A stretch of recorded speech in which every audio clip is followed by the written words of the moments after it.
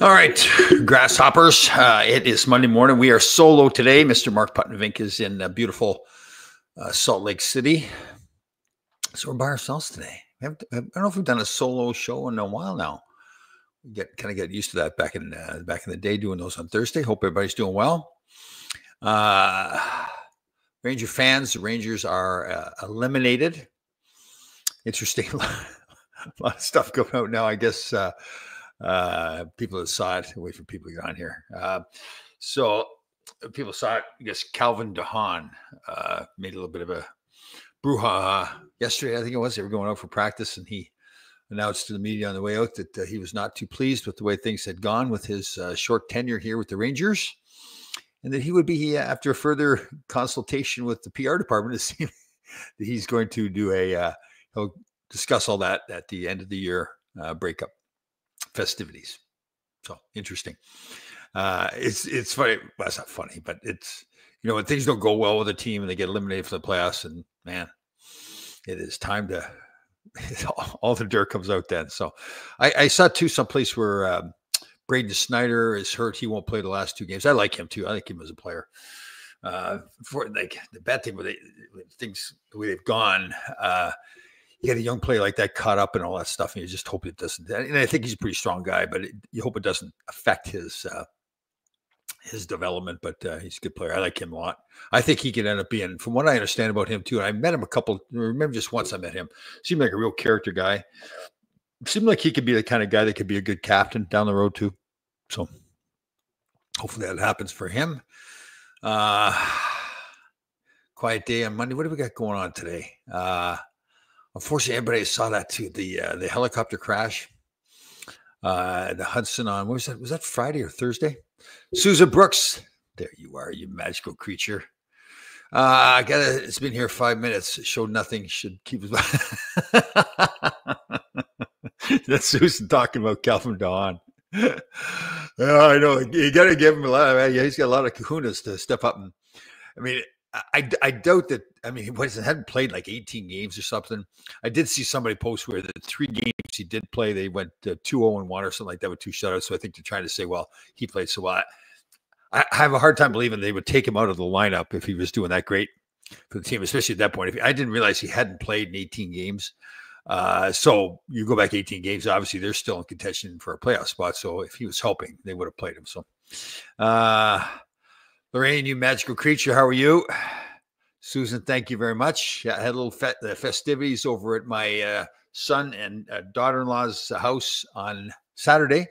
Shane and Leah with my furry grandson, Maverick, and Cody and his girlfriend showed up as well. So always good to see my kids. They have smart ass personalities just like I do. So we have a lot of fun together. They're Frank. How are you doing there, brother? Frank Laredo. I'm not sure. Have we met Frank before? I hope I didn't miss that. Frank, how are you? Hope you're doing well. Hope you had a good weekend.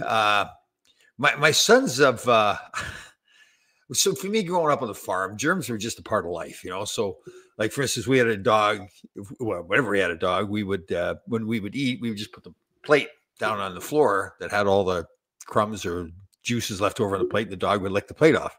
We'd wash it, obviously, and put it in the dishwasher or wash it. I do that with Maverick when he comes over here. Now my kids won't eat here because they're afraid of all I should say afraid. They don't like the thought of all the germs. I think they see their dog, licking his butt or whatever and that kind of stuff. And I think it's kind of gross. So it's kind of funny. They are germaphobes. So let me see here. Why would the Rangers even take DeHaan? Well, I can see the point. I mean, if they become a playoff team, fantastic question, by the way, Danny. Man, that's just a brilliant question first thing on a Monday morning. You get a guy like Calvin DeHaan thinking, okay, if we go on a playoff run, there's people are always getting hurt, especially with anybody, but defensemen, because you've got fewer defensemen that dress for each game, and you want to have extra bodies around. So I think that was the thought process with him. He's a veteran. He's with the Islanders for a while, right? But to Susan's point, I mean, that's the thing that's kind of changed over the years too. And it's everything's different, right? So it's like, us old guys talk about the old days where we would have done it. But, those are the kind of things that are left it's private. Like if you have a hard time with a team, then walk in. So at the end of the year, they always have the breakup meetings. So you have a meeting. Each individual player has a meeting with the coach and the GM. And the correct way to do things is if you've got a problem, listen, close the door and scream and yell at the coach. You want scream and yell at the GM if you want to do it. But to make a public statement like that, it's kind of like I get it. You're frustrated, but that again, I believe. That's a far better way to handle it. But then I guess now the question with the Rangers is what do they do? So they've got, their core guys obviously now are, both goaltenders. Obviously they've got quick sign for 1 more year or 2 more years. I can't remember. And then Igor. So goaltending's all set for the near future. Defenseman, again, like I said, I really like Braden Schneider a lot. Fox, obviously, listen, he has the potential to be he already did it. Already won the what is it? Best defensive Norris Trophy, excuse me. I never won that, obviously, so I didn't know what the title of that was. So he can be that good. The problem with happens with a player like that when he is so good, then the expectation is, okay, you want him to be fantastic all the time. It's not like he had a bad year this year, but you just expected more from him. But again, I think that's more of a byproduct of the team. The other guys, there's some serviceable defensemen there. Condre Miller, that's going to be a question mark what they do with him. Again, if we talked so many times, tremendous skill level. It's just, you would like, I think at this point we know what he is as a player. Now, is that what you want on the team? He's not an overly physical guy, big guy that can skate and handle the puck. But again, that's obviously those are the kind of decisions you're going to have to make. So you need a current Ranger player to turn into Jim Bowden and write hockey's version of Ball 4. I didn't read that book, Dan. I'm assuming it's like a tell-all kind of book. Is that what it was? Well, yeah, it's just not the hockey way. And I kind of am proud of that, where if you got a problem, you handle it internally. Like even like disputes between players or yapping each other. That's done in the locker room where practice. There's plenty of times where practice guys are going at each other, but Laidlaw for team president, Melanie coach, Kotze GM. Yeah. Wouldn't that be quite the team right there? This would be some very interesting meetings. All those fine gentlemen there. Yep.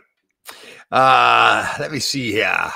These 5 months will benefit Fox. I don't think he ever fully recovered from the knee injury. Certainly, yeah, it could be, Susan. You could be right. Skating, I don't think has really ever been his game. I don't think his skating is like bad that hurts him. It's just, you look at Makar, perfect, great comparison in Colorado there. He's a fantastic skater. Fox is not that level of skater, but again, I don't think his skating hurts him at all. But to Susan's point, it's well taken. That's sometimes with a knee injury, it does take a couple of years to get back from a knee injury. But again, too, it's like the team wasn't going well. There's so much. Then the pressure builds on players like Fox, who's won the Norris. That okay, you go do it kind of mentality. So a lot of there's been so many guys that listen to. Actually, Susan's brother, I saw him getting interviewed on a podcast. I think it was an MSG podcast, or I can't remember something, or maybe it was a New York Post. And when he was asked, like, what's wrong with the team, he kind of chuckled, like, where do you want me to start? And I think that's the case. I'm sure everybody saw in the game on Saturday that Mark Messier had his list of his to-do list of what he thinks needs to get done with the team. I think a lot of people took that as and if it's true, I don't blame it. It's a way to say, okay, I want to be the president, or I want to be the GM, or whatever role he wants, and this is what I do. I don't know if that was. I think he's gotten to the point where, okay, this is what I do. If you want to hire me, hire me. He's obviously doing well enough. He's doing well on TV, even being dragged down by PK Subban with his green jacket on. So again, let me see here. When doctor says to add color to your diet, does that mean eat M&Ms? No, Ira, you know better. I know you're joking. No, we don't do M&Ms. Although I got myself in a little bit of trouble there. I've learned how to make sourdough. So it turned into sourdough bread, sourdough bagels, sourdough pizza, sourdough cookies. I turned into Mr. Sourdough. I gained a couple of pounds. So we're going carbless and more protein. So today we had a little, we had some beef patties and not fried eggs in the cast iron skillet. So, but that happens. Let me see here. Let's see what we got here. There seemed to be a rush to get Perreault in lineup. Oh, okay. So that's great. Another, Denny, you are on fire with your comments and questions today. So, okay. Perreault. From what I understand, it appears the player had some leverage there to say, listen, I want to turn pro now. This is what I seem to be able to piece together, that he kind of pushed that, and that he's a good enough player that, I mean, in theory, if a college player, he can say, listen, then okay, then that's fine. I'm going to, if you don't get me signed, I think there's a rule. I think it's, what's a player that's in college that declares that he wants to leave college? They have, I think it's 180 days or whatever it is to get him signed. If they don't, he becomes a free agent. I know that's the way it was in the old CBA. I think that's still the case. So he had some leverage there to kind of force them to sign him, which I kind of admire. I kind of felt when they scratched him, this is my take on it, and the way Lavrillette's been talking to press conferences, I mean, my take is he knows he's getting fired. Lavrilette does. And he was saying, screw you, Chris Drury in particular. I'm going to dress who I want to dress. You signed this kid. I'm not going to play him. I may be reading way too much into that, but I kind of felt that there's something there, because that's the kind of thing. If the GM and the coach are working together, when you sign a kid like a Perreault, you got to play. And again, not that, I mean, it was a Berard got put in the lineup for Perreault, especially the first game he missed. And Berard, I like him as a player, but it's not like he's over, like head and shoulders better than Perreault. So I think it was kind of, you kind of wonder about that. I guess, who's it? Hextall in between the benches there, the young lady there during the game of Saturday made the comment that it was like a church on the bench with the Rangers, and that Lavrilette only said about 2 words up to that point during the game. So again, I mean, it's not the first time this kind of stuff has happened where it was clear the Rangers, I mean, it would have taken a miracle for them to make the playoffs there in the last few games. But and to go back with all the things, and we were talking about the core, and kind of get straight away from that. But then, you got like 2 guys in particular. It's our boy Kreider and Zibanejad. And I think everybody feels the same way about Kreider. Anybody that's met him, fantastic guy, professional, works hard, has some huge moments with the Rangers. But the downside with him is, and from a lot of fans' point of view, is you just don't see it all the time. And it seems, and again, I don't want to put words in Larry Brooks's mouth, but when I saw the interview, I think he pretty much said, again, I'll be careful with this, but I thought I took away, he pretty much said that Kreider was really upset when his name was mentioned about getting traded. And I just particularly during the summer and at the start of the year when that letter went out to all the other teams. And I get it. I get why a player would be upset. Listen, I went through it too. I was a Ranger. I was captain, assistant captain, player award. So I felt like, okay, the Rangers are my team. So when I get traded, and initially I was like, this is my team. What do you mean I'm getting traded? But you look back at it, that's part of the game. And I was different from me because there really wasn't many rumors back there anyways, but there really wasn't any rumors about me getting traded. So it was kind of I didn't have the build up to it. So, but that is, I mean, listen, the old saying goes, Wayne Gretzky gets traded, everybody gets traded. So, but it was interesting to listen to Larry talk, and just kind of looking at the team. And it's pretty clear that the players were pretty sensitive about the way things went with the Goudreau thing, the Trouba thing. And I can see, this is my buddies, but man, you got to go play. And I saw Mark Messier talk about the fact how his team handled it. Gretzky got traded. They were winning their cups. They were on a roll. If those guys stayed together, who knows how many cups they could have won there with that group, keep them all together. But they pulled it all together. They had one down year, and then the next year came back and won the cup again. So it did seem like how do you put it? The guys kind of get their feelings hurt a lot, and it really affected the way they play.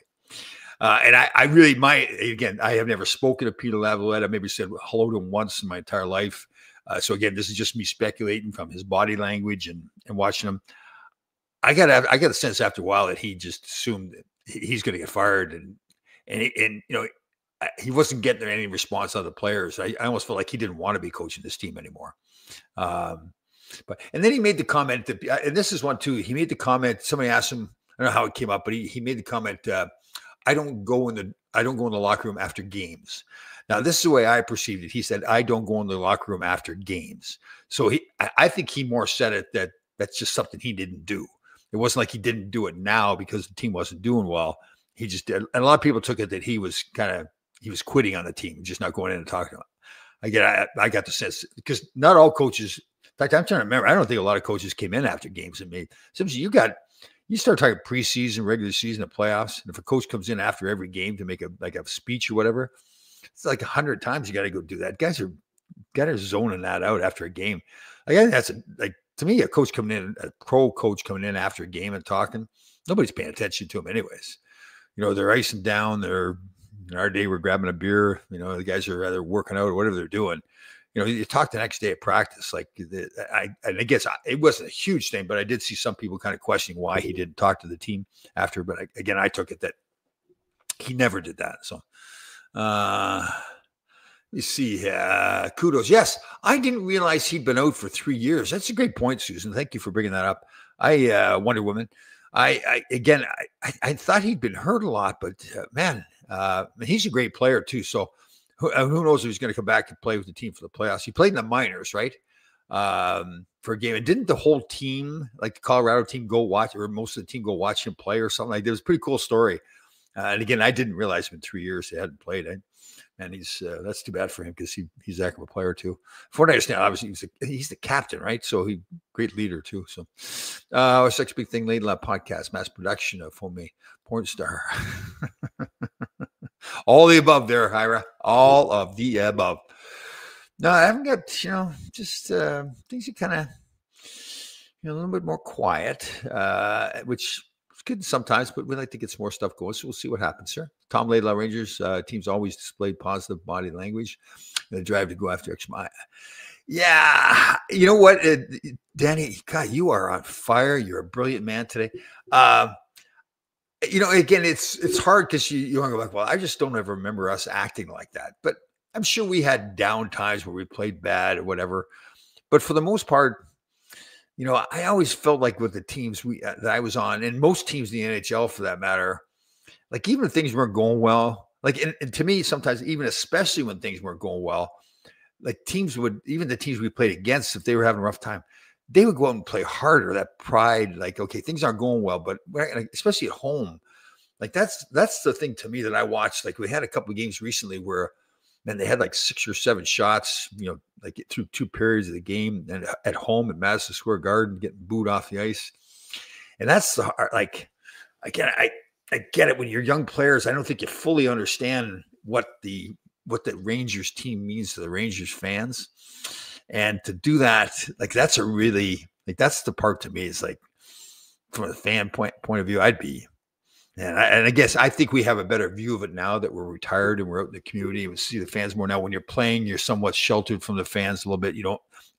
For me, I just didn't totally see how much the Rangers team meant to the Rangers fans. But again, now you do. So those kind of games were, that was like, oh, those are cringeworthy moments where you're like, oh, guys, listen, you don't realize what you're doing. Like, it just looked like, and again, who knows, injuries, whatever it was, it just seemed like a real lack of caring.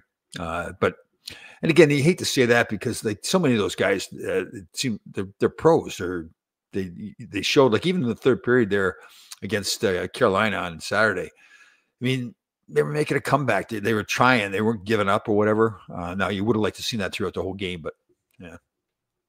But let me see what the great Wonder Woman has to say here. 91-92 won the President's Trophy. 92-92 mid-class. Yeah, I saw that today actually. Yeah.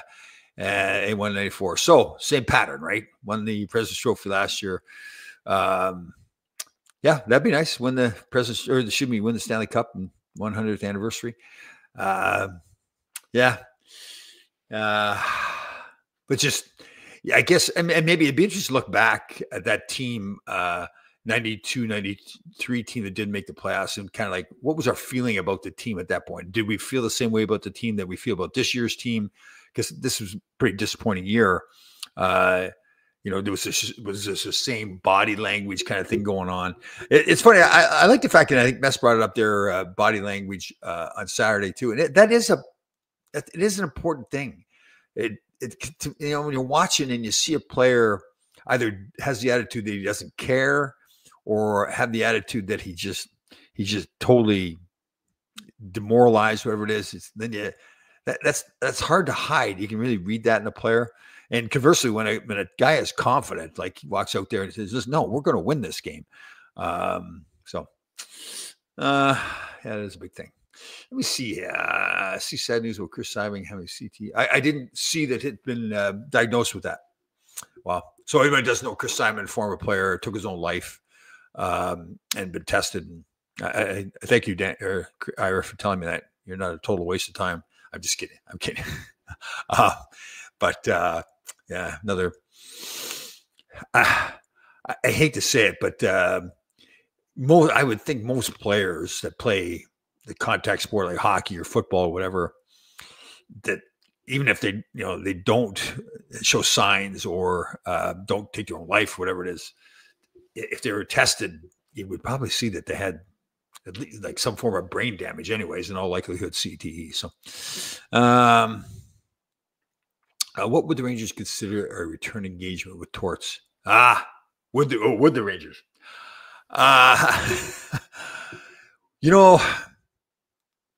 Mr. Dolan's a very passionate man, right?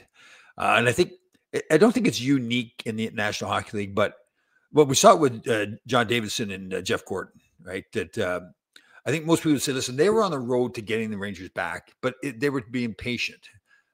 New York, it's tough to be patient with New York, right? Because, and again, to Mr. Dolan's, he is very aware of how the fans feel. People spend a lot of money on tickets, suites, and he just doesn't take that money and assume that people are just going to show up. He says, no, these people are paying a lot of money. We're going to reward them with a quality, with entertainment. They're going to come to the rink and they're going to say, okay, we as management, we put everything we could into the team winning, and the players that we selected are going to go out there and do everything they can to help the team win.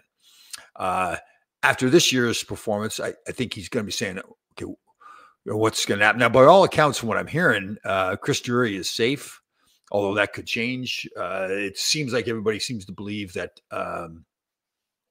that Lavrillette's going to get fired. Susan says, please no on Torts. To recycle a coach. And again, I got to tell you though, Susan, the one I hear you and why you say, please no. But he does. I mean, if they were to hire him, imagine the buzz if they were to hire him again, right? To come back. And he has that initial effect on the players. Hey, listen, you're going to perform. Like if he'd coached this team this year, there would have been hell to pay, right? I mean, it was, but you got to, and some people think, well, geez, you need to hire a coach that's going to last, again, from Larry Brooks, I thought, what, they've had like 4 coaches in the last 6 years, or they'll be going on to their 4th coach in 6 years. And I see it. And it'd be nice to have that one coach. You look at Cooper down at Tampa, teams that are successful. But plenty of times, listen, Lou Lamoriello is kind of like a GM god, and he's hired and fired coaches all the time. Didn't he fire one coach, Larry Robinson or whatever, right before the playoffs? So, coaches getting hired and fired in the NHL, I don't know how much of an effect it means. It used to be when we played, it was like, oh God, you fire the coach, bring a new guy in, the team's going to really turn it out because they want to impress the new coach. First of all, I don't know if that was true back then, and I don't think it's true now. So I would say it's a long shot that Torts comes back to the Rangers, but you never know. I do think Torts will get and this has happened with Torts before. I'm sure when he's left, and I probably said this too, that when he's left in the past, he got fired, people are saying, well, geez, nobody else is going to hire him. But some owner that, just like I talked about with Mr. Dolan, some owner that, thinks, listen, my fans are paying a lot of money. I want some passion in this building. And everybody's going to say, well, who's the coach you're going to hire that's got passion? John Tortorella. So I don't think we've seen the last of Torts. I think he'll be back. But to Susan's points. Susan, no. I know. But what if they hired him, Susan, then he came back and won the Stanley Cup? It's always a possibility, right? Let me see here. I love Lou, but the Islanders are bigger. Yeah. That's a good point. And you know what? That's another excellent point by Wonder Woman there. And you wonder because Lou's always had that kind of golden touch, right? That whatever he does seems to work out, but it hasn't worked there. And even like with Patrick Roy, kind of like the decision to go with that young kid that was that against the Rangers. He went the young kid in gold and then he yanked him out. I think it was. Kind of wonder like is Patrick Roy, has he really shown that he, and I don't know. I really don't know the answer. I'm asking the question. Has he really shown that he is a quality NHL coach? I mean, it hasn't worked. I mean, he had that short stint there in Colorado where he left the team. Yeah, it's all about, like I said, with coaching. I mean, look at St. Louis. They brought in that, the goofball, I forget his name, that was in Boston. I didn't like him at all. And he looks like he's a world beater now, like he's the best coach in the National Hockey League. The team's playing great. And I thought I still think he's not a good coach, but, it didn't work in Boston. But that's why I wonder, like, what really makes a good coach in the National Hockey League? And to be honest, I really don't know. You know what I think makes a good coach in the National Hockey League? A good general manager and a good overall organization that drafts good players, develops good players, so when they come to the team. Like I hear a lot of talk about the Rangers not playing well defensively. I just don't put that on the coach. Like if an NHL player by the time they get to the NHL, if they don't know how to play defense, I mean, it's not that difficult, really. It's not rocket science how to play defense, especially in your own end. So it's got to be, again, you draft players that have a high hockey IQ. You have a good development program. So when they're in junior or college, you have people out there that are working with them, working with the coaches of the teams that they're playing for to help train them. So when they get to the National Hockey League, the coach in the NHL isn't teaching them how to do basic stuff that they should know already. Because really, defensive hockey it's really a commitment. It's not, there's no special skill to play good defense in your own end. It's being willing you got to work with 5 other guys, or actually 6, work with your goaltender, cover your man in front. So many times with teams that don't play well defensively, you see them all facing the puck all the time, not turning around, picking up their men. So it's, to me, like, again, when you talk about, like, and again, I'm glad we're getting on this subject that, the team's performance on the ice, structure is a word we use all the time. That's not just coaching. Like I said, that's a whole development throughout the whole organization. And again, drafting players with, like, again, the good hockey IQ, they understand the game, they can learn the game. And then the development program where you've got, during the summer programs where guys are coming in, they're being taught how to play the NHL game, mentally and physically. And that's just, let me see. Let me see here. Who we got there? Espo Fiber. Yeah, that's right. Yeah. And he hired Espo. Yeah. Yeah. Accountability. So, yeah, I mean, that's another word for it. It's discipline. It's accountability. It's caring for your team and for your teammates. It's really, and again, you gotta, it's hard. There's that balance, right? So every guy that comes in there, obviously, he's worked hard to get to the National Hockey League. That's been his dream, his goal. There's a lot of money at stake. So every guy wants to do well. What I think what needs to be, I don't know, it seems, but what they think they need to understand is doing well means, okay, if I need to play a role as a 4th line guy to help the team win the Stanley Cup, then I need to do that this year, knowing full well that, okay, if I'm on a Stanley Cup winner, I'm more valuable to everybody else now. Everybody's going to say, geez, we want him on the team. He played a key role as a 4th line guy. Let's have our team. Now you work hard on your skill level and all these different things. Now you become a 3rd line player, maybe with the next team that you go to or with the current team that you're on. It's getting people to buy in more to just play their role. That's why, and I'm not, when they let go of Gaudreau, it wasn't the way they let go of him to me. It was more, I thought he brought something really valuable to the team. Like he was that team guy that would sacrifice himself, do all the little things that the team needed to get done that maybe everybody didn't see. So that kind of player, that's why I was kind of, and I understand there's some financial reasons there, but let me see. Somebody made the comment, sorry, I missed it there, that Torts is the Billy Martin of hockey. Nah, he probably is. Susan, her thoughts are very clear. No. Oh, let me see. Tom's personal choice for next Rangers coach is Ted Sater. Well, that would, that would be interesting. The great, what did we call, it's awful. The secret agent, Deb secret agent. Is that what we called Deb? I can't remember now. She'll remember. It's awful. I just remembered, it took me a long time to remember Susan's nickname there, Wonder Woman. So I think it was secret agent Deb, wasn't there? Something. Assistants make a good coach. Joe Quenville had my kitchen. Yeah. Well, I mean, it's a good point. Where's my chicken? Where's my chicken? Sorry, everybody. I forgot to turn off my phone. That's bad. Actually, that's an old teammate of mine, Terry Hoke. Great guy. Terry, I was going to say unfortunately, but Terry's suffering from, I don't think you mind saying now, a fantastic person. He's suffering from dementia now. And his sister's a great person, has him in a facility there in Minnesota. So he's reached out to me a few times. He's very funny. He's aware that he's not aware kind of thing. So I'll call him back when the show is done. But he's a great teammate from college. And has been, actually another teammate, John Kyle, Walt's brother, had been in touch with him. I said, Lades, you need to give him a call. So I'm really happy John told me to do that because it was great getting in touch with him. He's very funny. Terry's, and I mean that in a very good way, not, making fun of him. He's very funny in his understanding of what his mental state is. So when I asked for a question, whenever it's about to pass, he goes, Tom, I don't remember that.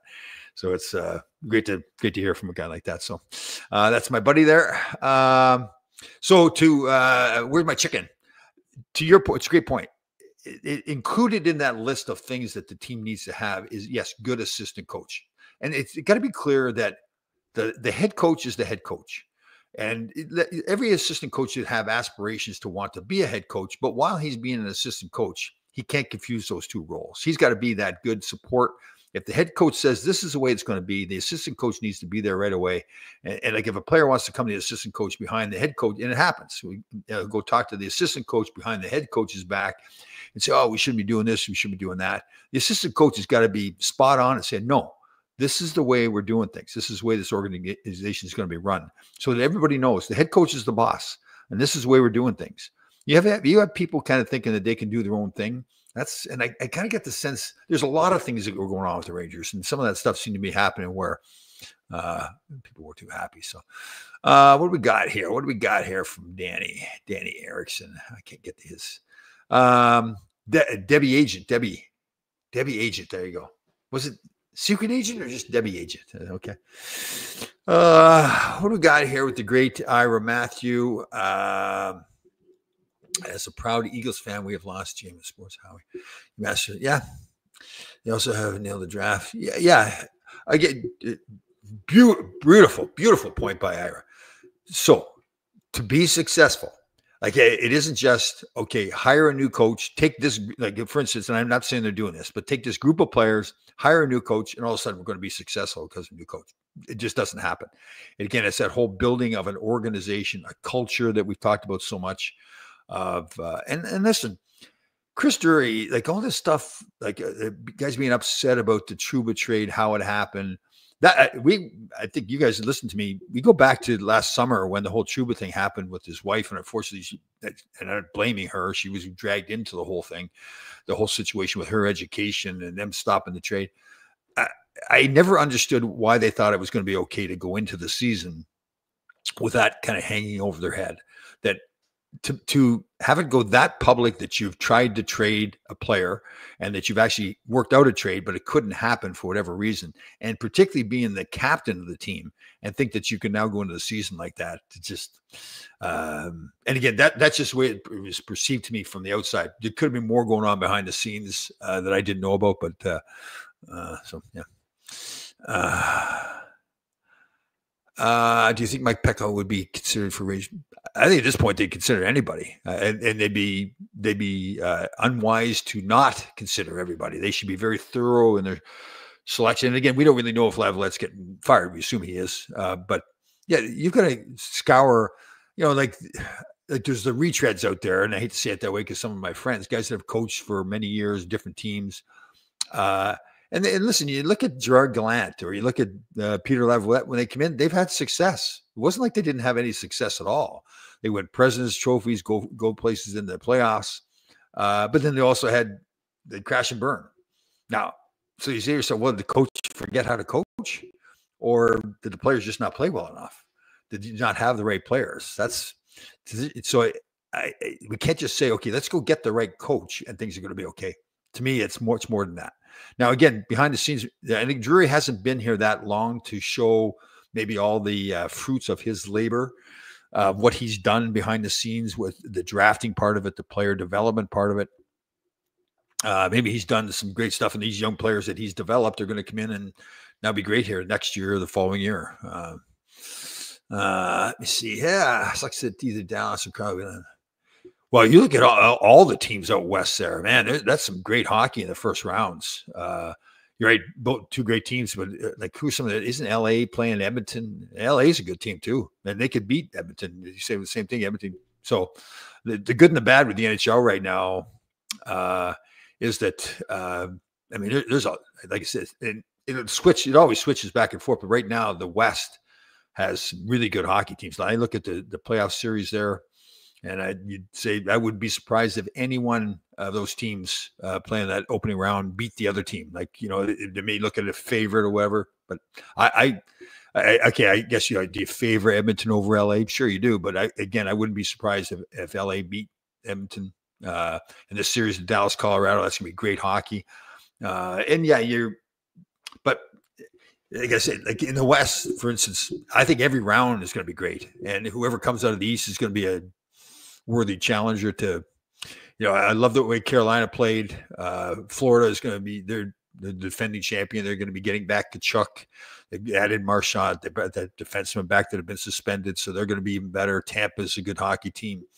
New Jersey, even though I think I've heard stories that Dougie Hamilton's coming back to play. I don't know about the other Hughes, but they're playing fantastic too. Markstrom could be top-notch goaltender. So there's a lot of good teams. Montreal is that team too. There's always a team every year that surprises you. I don't think Montreal's got everything they need to do that, but yeah. We will see what happens earlier in the NFL because easier in the NFL because players can restructure their contract. Yeah. That's right. So good point. So in the NFL, a player can sign a contract and then for whatever reason, he can restructure it to help. Very often they spread it out. He ends up getting the same money, but they spread it out. In the NHL, once you sign your contract, you cannot rewrite your contract. That's it. So it's interesting. So when a player signs a new contract, well, he's still on an existing contract. You call it an extension. Technically, it's not an extension because to me, that term means that you're adding on to the existing contract. You can't do that. It's a new contract that kicks in. It's semantics, but you cannot rewrite a contract. They do it that way so the teams can't put pressure on a player to rewrite his contract to say, no, it's a rule. This is it. And you sign that contract and sometimes it works out great for the player that way. Sometimes it works out better for the team that way, but when they sign that contract, that's it. Let me see here. I would so prefer a new guy, someone who can build and grow with the team. I'm tired of the same old.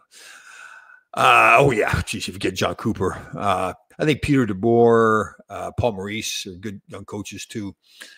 I hear you. Okay. So, Susan, let me ask you a question. Let's say you go get some college coach that's been successful. He comes in. We went through that route with Quinn, right? To me, I do think we get hung up on the coach. I think coaches, I've said this before, coaches get way too much credit when the team wins and they get way too much blame when the team loses. I still believe that the more the onus falls on the management above to get the right players in that locker room. Coach then has to go do his job. There's no question. Rod Brind'Amour as a coach, I think, is a guy who can make a difference because he builds his culture. And he's been allowed to do that in Carolina. So that's important. But again, I know I keep harping on it, but that culture, the development of the players, what does it take to be a New York Ranger?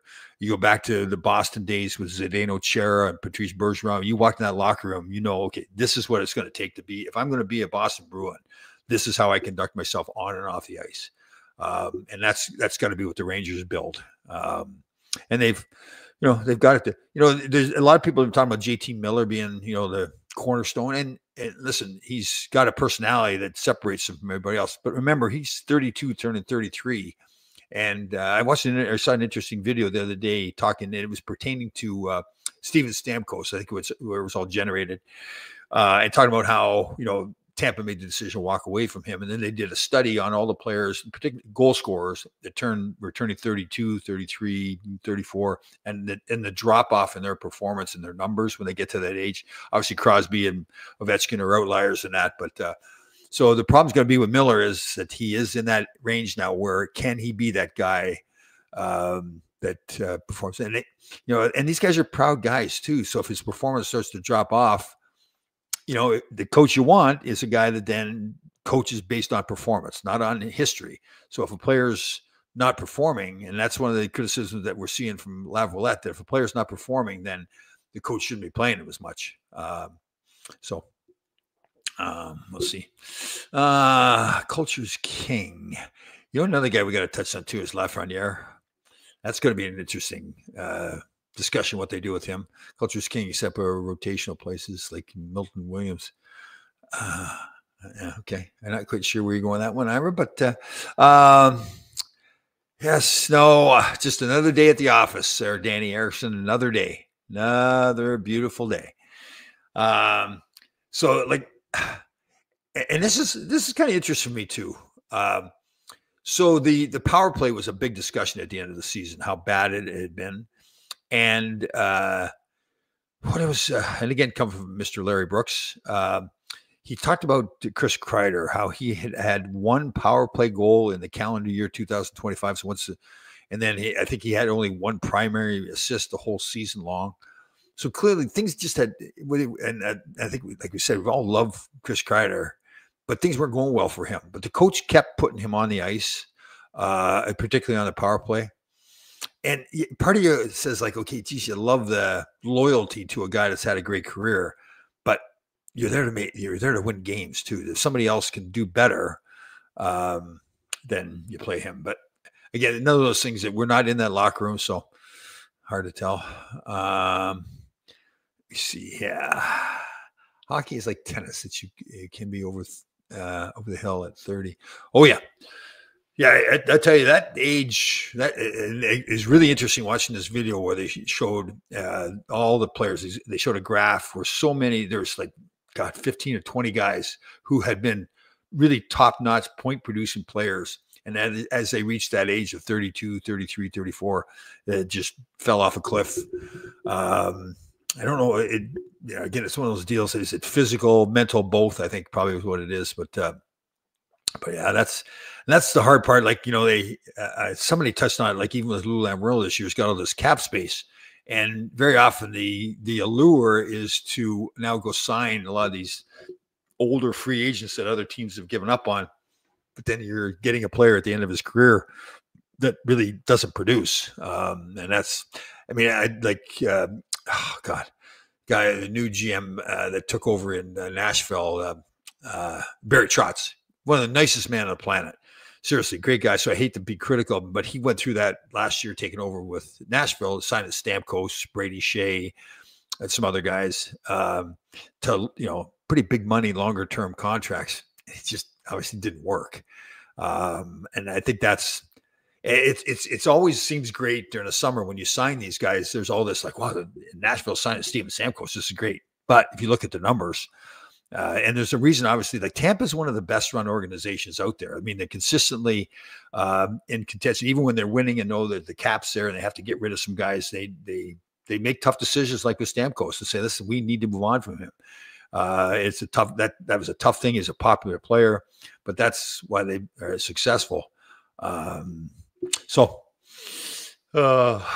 me see. Yeah, we need to bring back the 4D men of on throats at 2 p.m. Where's Gresh? We don't know where Gresh is. What do you think about power play? Why do you think the power play is bad? Well, first of all, it wasn't bad. But I know your point, Danny. It became bad. I just thought the power play was an extension of the whole team, the way it played. Power play is it's that. Okay, it's being cocky, somewhat arrogant. That when that group steps out on the ice, they feel like we're going to score. I think what started to happen over time was when it was that whole body language thing. You're kind of like, it's almost like, okay, I don't want the puck, give it to somebody else and throw it to the net. When you're really doing well as a power play, like you watch Colorado's power play with Kyle McCarr and Nathan McKinnon. mean, they attack. Like when they get the puck on their stick, they're attacking. Like you can see, like Nathan McKinnon, he gets it, and he just his attitude, like I'm going to make a difference here. I'm going to score. And Makar is the same way. And the Rangers had that. They just lost that as the season went on. So again, I just attitude is such a huge part of it. But what does Adam Fox look like he's skating? He looks like a foreign. Now let's get something straight. I looked at some old videos. My skating was just fine, thank you. Don't be, we follow that rut there that Gresham was trying to spread the rumor my skating was good. My skating was fine. I don't think Adam Fox looked any different than he was when he won the Norris Trophy. He was always that in control, take your time, almost to the point where he first started playing. It's like he'd be stick handling at the other team's blue line, which most defensemen are like, no, I'm getting rid of the puck, and he's making moves at the blue line, standing still.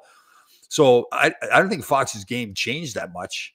The team was doing better, so he fit into a good hockey team, filling a certain role. And now when the team wasn't doing well, because he was now viewed as this all-star player, that he needed to do more. And now we're looking at all the negative parts of his game. I don't think his game changed at all. He was still the same player. Let me see. Let's see. Player safety hit on. Gets through and goes into the playoffs. Yes, it does. Yes, it does go in the playoffs, Susan. Yes. They do tend to, I don't know if it's actually a rule or not, but they do tend to look at playoff games being, so like, let's say if you get a 3-game suspension in the regular season, that may be a 1-game suspension during the playoffs. They put more importance in the playoff games. But I saw that hit. Old days, that would have been a great hit, but today's game, yeah, he went out. I should say, he don't think he went out of his way to hit him in the head, but he clearly could have avoided the hit to the head on that player. Again, old days, you should say, well, the player should have protected himself, but that's not the way the game's refereed now. So I saw that. I think I saw it this morning or whatever, that replay. So don't think he was full recovered from the injury he suffered last year in Washington. Don't think he. Was it full tilt? Okay. Susan, you could be right. But again, I just never viewed, like we talked about this before, I never viewed Fox as his, when I look at his game, I didn't ever view his skating as being his strong point. Didn't view it as a bad part of his game. But like you look at Cale Makar, one of his strengths is his skating. There's no question. So if he was to get hurt and couldn't skate as well, that would really hurt his game. With Fox, I don't think the lack of skating necessarily hurt his game, but he didn't. Was he at full tilt? Probably not. Again, I forgot about the injury, so but that's why you're Wonder Woman, Susan. Like you remember that stuff. I tip my hat there. He impressed me during his entire. Yep, he's one guy that showed up and did his job. It didn't seem like I didn't see him getting down or whatever. He showed up every game. I think I felt bad for him that game Saturday. I remember he hit the post of that open net, and then Carolina comes down and scores right away. And they showed him on the bench right away because, that's his role. His job is to score goals, particularly in a position like that. But I think that kind of, I almost get the sense, like looking at his face, it was like, okay, that's just typical of what has happened this year with the Rangers. Express me. I just noticed that Mark is not here. Oh, Ira. Sometimes, you and Danny, occasionally you're kind of funny. Occasionally, though, but not that often. But occasionally you are. It's getting beat more often and taking stick penalties. With Fox, I mean, should we talk about Fox? Yes. But so I don't. You could be right. Like the injury had something to do with it. But again, I almost felt like that was just an indicator of so much being expected. Like he was putting himself in positions where he was trying to do too much. Chuba did that when he first came to the Rangers too, when he first signed the contract here. I saw a whole different player in his second year with the Rangers. First year, I thought running around trying to carry the puck too much, that was not his game. I think once he settled in and say, okay, like stop, just don't try to do something that you're not. Fox, as great as he is, I just thought he was putting himself in a position, and he did. And I wouldn't say it's that often, but he had time. I remember it was a nationally aired game against Boston. I think it was like 3 or 4 weeks ago, where he had some kind of soft plays in his own end. But again, I just don't think he's ever really is Like if you're looking for him to be like Trouba, he's not going to be that. He's just not that kind of player. He has different skill set, different player. That's the thing. Like with K'Andre Miller, that's going to be the thing too. I think again, we're pretty clear at this point. This is what K'Andre Miller is. And then you've got to say to yourself in his organization, is that what we want from him? Does he bring enough good stuff? We can see the good things. We can see the bad things. Because it does happen like that. We've talked about this where when you're the hometown crowd, your hometown fans, even management coaches, you tend to see all the bad things with the player too when he makes a mistake.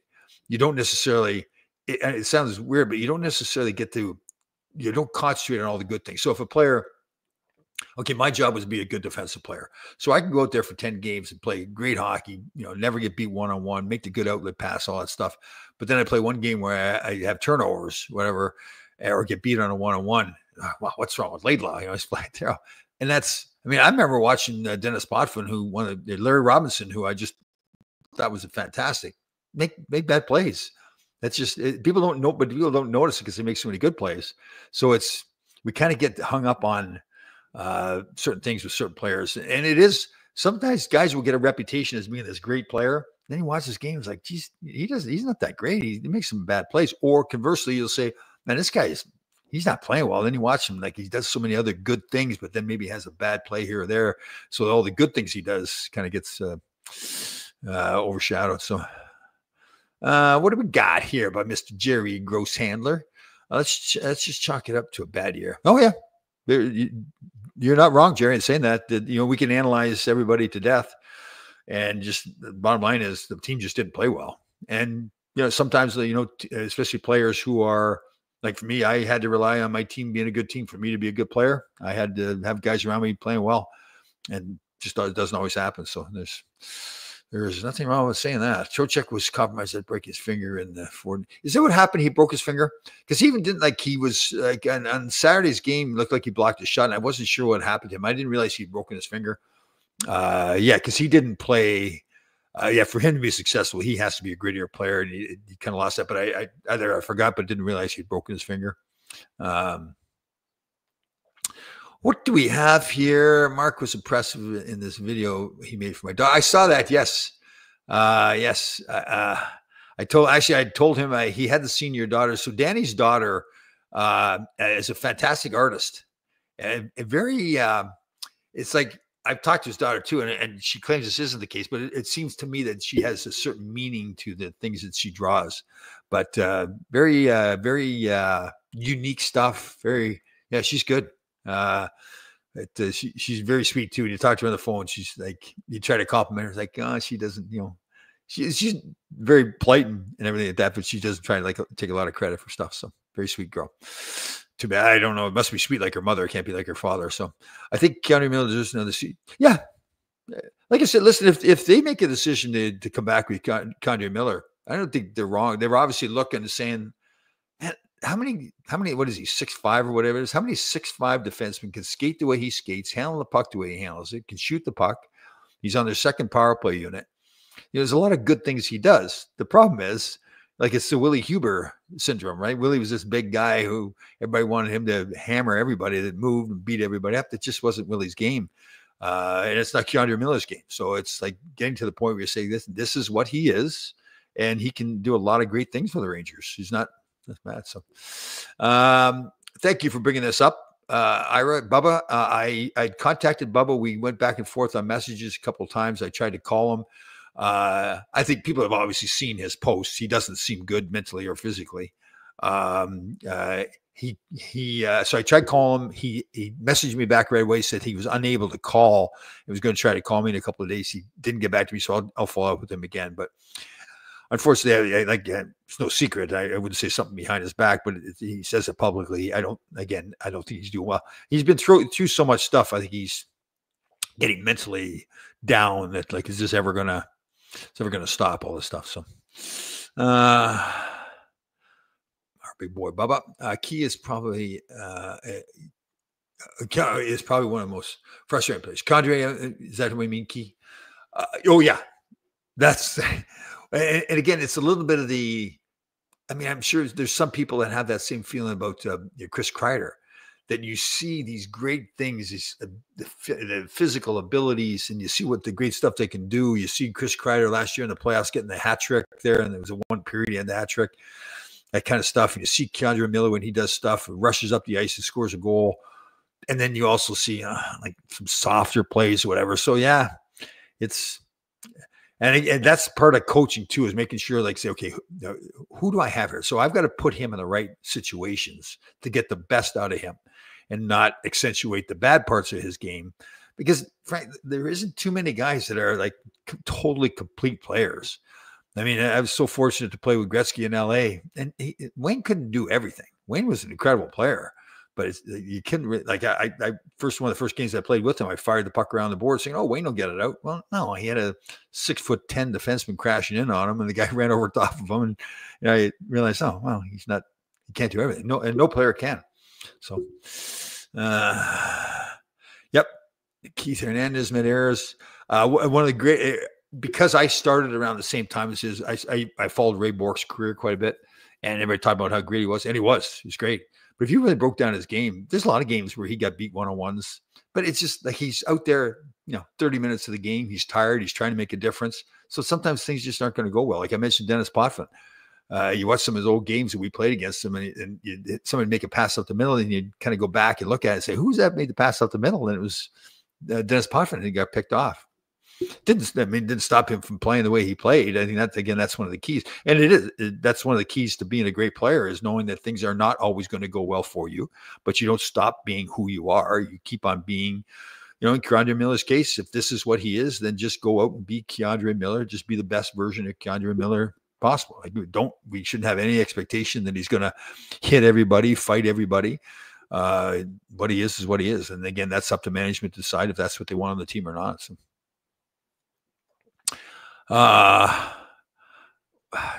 Tom, how's your love life? Let's talk as Joan Rivera. Joan Rivera. Was it Joan Rivera? Is that her name?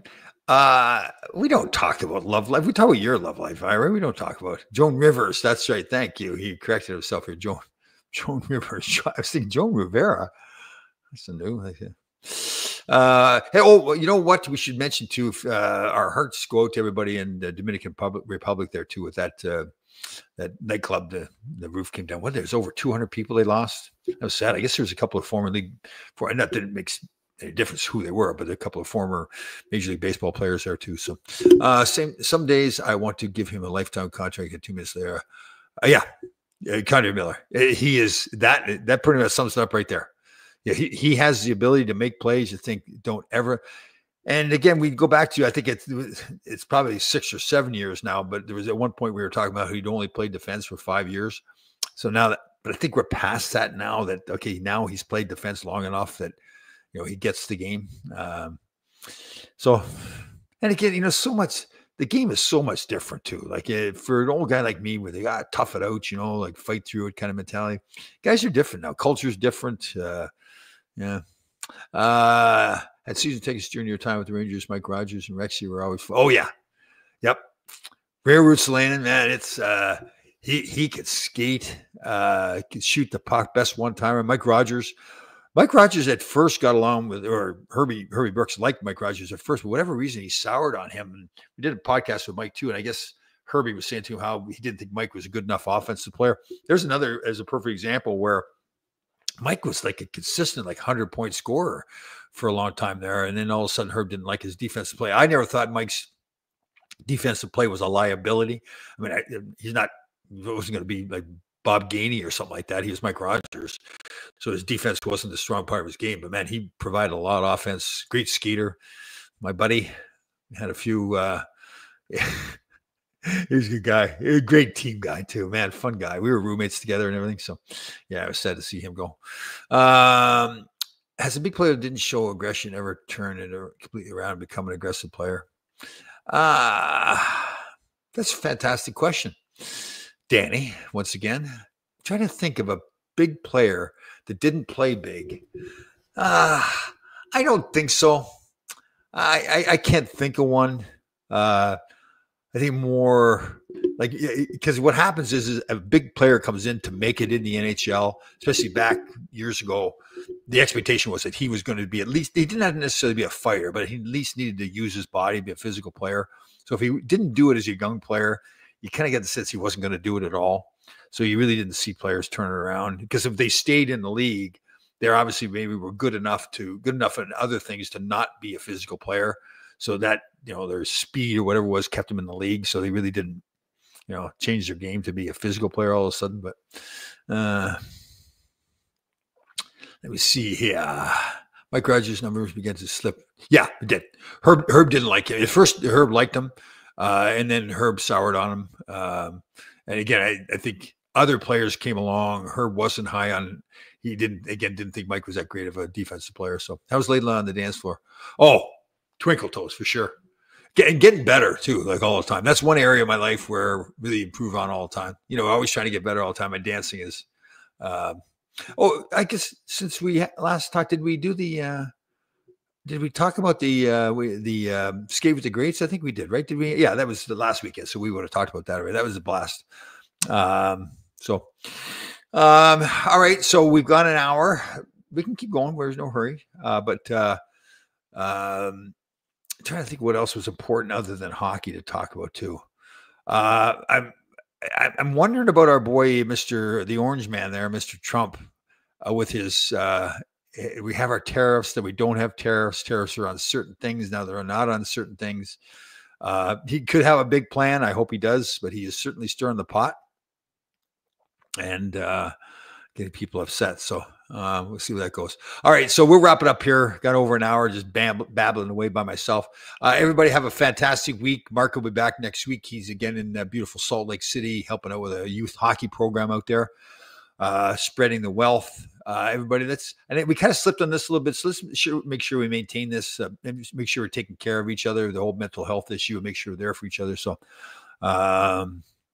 let me see here, Jerry. I hope you keep it up. Yes, thank you. I have not been posting as much, guys. I'm going to get back at it, but yeah, we've been. I learned too. Like I was really pounding weights hard. Got away from that, doing more aerobic stuff, a lot more walking. Got like some good hills around here, so we'll get back posting some more stuff. The one thing, so I was always going out in the past, and I think this is important. I've kind of taught myself this. I was always going out in the past, like being really rigid, like being out there at 3:53 in the morning. And now I've changed my routine a little bit, where I'm really more concentrating on going out there when the sun comes up. So like today, the sun was rising at like 6:16. So I've changed my routine there a little bit, where we're relying more on the sun, the whole nature thing and everything.